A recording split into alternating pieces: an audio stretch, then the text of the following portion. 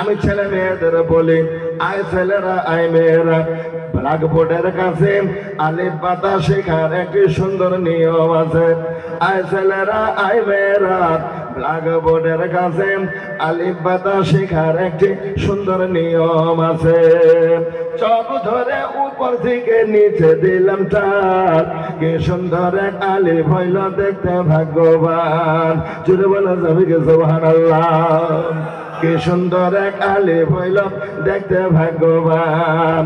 ডান দিক থেকে রেখা টেনে বাম দিকে যাব, নিচে একটি নোক্তা দিলে তার নাম বাম, উপরে দুইটি নোক্তা দিলে কি সুন্দর তাম, তার উপরে নোক্তা দিলে আজব রঙের সাম। বাম দিক থেকে রেখা টেনে ডান দিকে যাব, তার উপরে বাঁকা করে নিচের দিকে আম, নোক্তা দিলে জিম হবে বিনা নোক্তা হাম, উপরে একটি নোক্তা দিলে তার নাম খাম।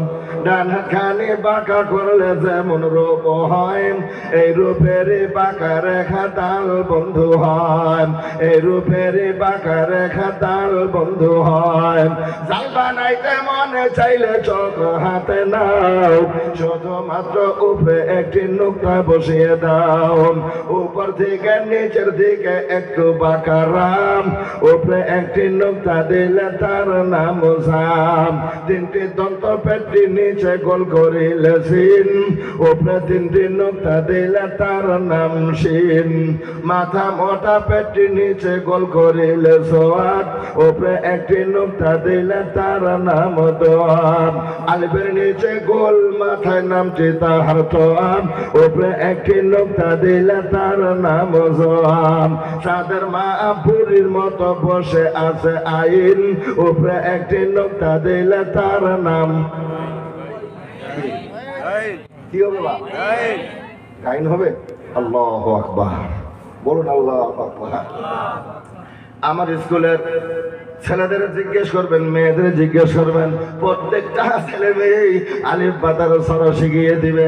ইয়া পর্যন্ত এদের শিখিয়ে দেওয়া আছে, এই পর্যন্ত শেষ দিলাম আলিফ বাতার সরা, জীবন ভরে রাখবো মনে ভুলবো না গোমরা। এই কথাটা ওদের জানিয়ে দেওয়া আছে। আই ছেলেরা আই মেয়েরা, ব্ল্যাকবোর্ডের কাছে আলিফ বাতা শিখার একটি সুন্দর নিয়ম আছে। এই পর্যন্ত শেষ দিলাম আলিফ বাতার সরা, জীবন ভরে রাখবো মনে ভুলবো না গোমরা।